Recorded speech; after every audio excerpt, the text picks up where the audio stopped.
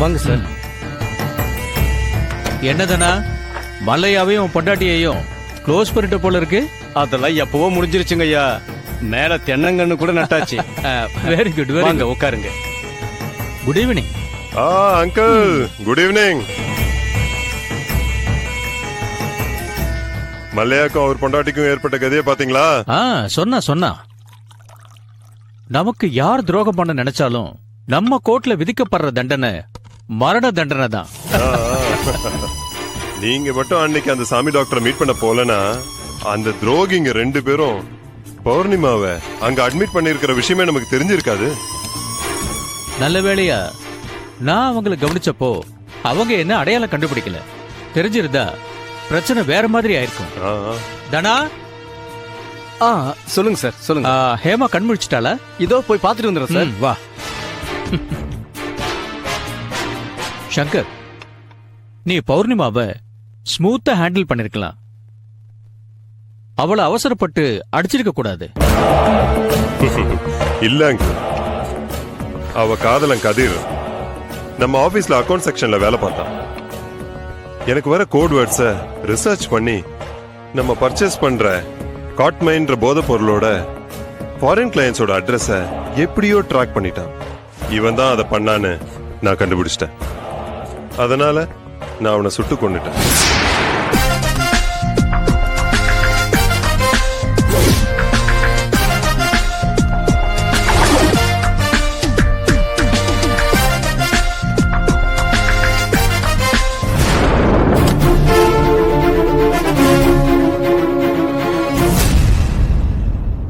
நம்ம கிட்ட வேலை செஞ்சிட்டு இருந்த கிழத்துக்கிட்ட பாடியை டிஸ்போஸ் பண்ண சொன்னேன்.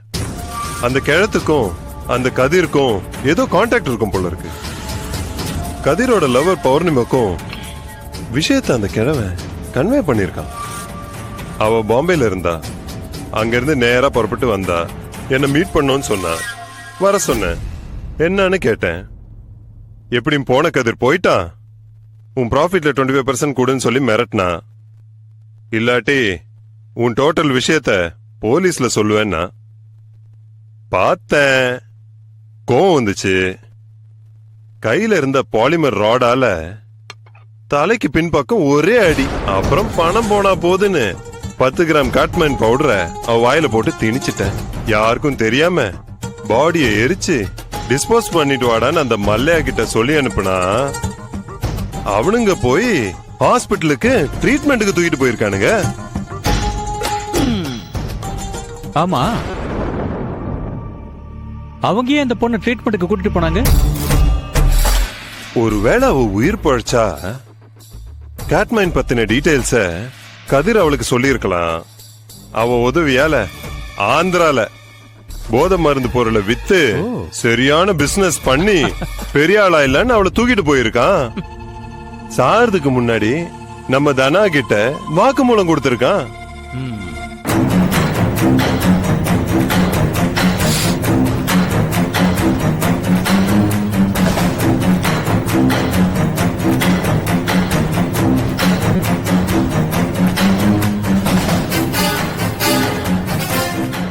Siva, yes madam.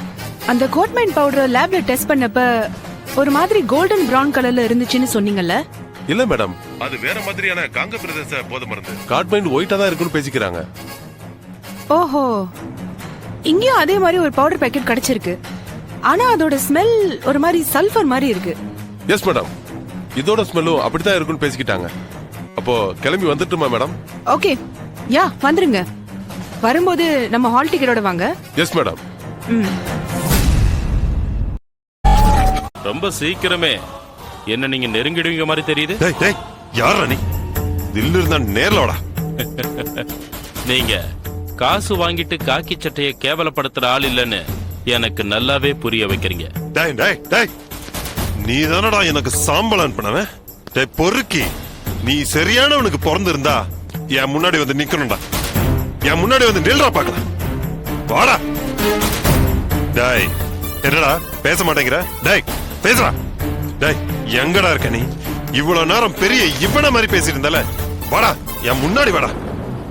நான் முன்னாடி வரணுமா? ஏய், நான் முன்னாடி வந்தா ஒண்ணு நீ காக்கி சட்டையை இழக்கணும், இல்ல உன் உயிரை இழக்கணும். பரவாயில்லையா? பொறம்பு வாடா, நீ பொழந்துடுறேன். போலீஸ்காரன்னா என்னன்னு காட்டுறேன், வாடா.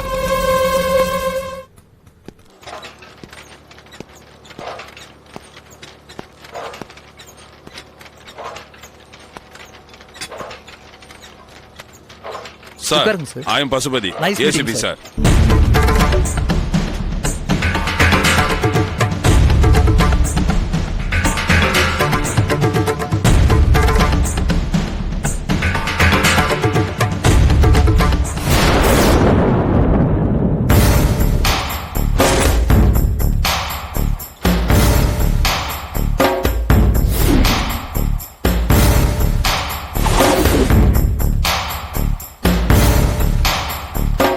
சார், இந்த விஷயத்துல உங்களுக்கு நான் ஹெல்ப் பண்றதுல எந்த அப்ஜெக்ஷனும் எனக்கு கிடையாது. ஒரு நிமிஷம் இருங்க. தம்பி சார். இங்க வா. ரத்னகுமாரி கிட்ட சொல்லி கேஷ் பில்லும் வவுச்சரும் இருக்கிற அந்த ஃபைலை எடுத்துட்டு வர சொல்லு. போ. சரிங்க சார். உடனே வர சொல்லு. உடனே வர சொல்றேன் சார். ஆ. சார், கேத்ரின் ஆபிச்சரி காலம்க்கு நம்ம கம்பெனிக்கு செக் மூலமா தான் பணம் வந்திருக்கு. அப்படியா? அந்த செக்கோட டீடைல் சார். சரிம்மா, நீ போ. Okay sir. சார், செக் மூலமா தான் பேமெண்ட் பண்ணிருக்காங்க. பாருங்க சார்.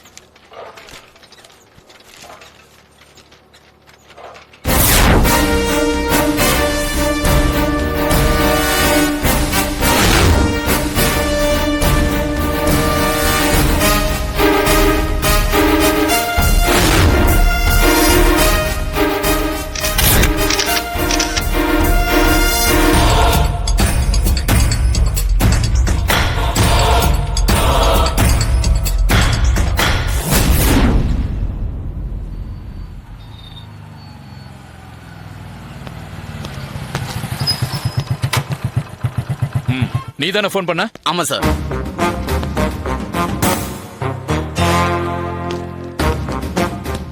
எங்கே அந்த காரு? அதோ அங்க நிக்குதே, அந்த கார் தான் சார். அந்த கார்ல 2 பொண்ணுங்க இருக்காங்க சார். ஓ, அரை மணி நேரத்துக்கு அப்புறமா வேற ஒரு கார் வருது. அதுல இருந்து ஒரு ஆம்பளை இறங்குறான் சார். கார் உள்ள போய் உட்காந்துக்கிறாங்க. ரொம்ப நேரம் ஆனாலும் வெளியில வர மாட்டேங்கிறாங்க. இப்ப கூட ஒருத்தன் உட்காந்துருக்கான் சார். அப்படியா? ஆமா சார். நம்ம ஏரியாவிலேயே பிரார்த்தனை நடக்குதா?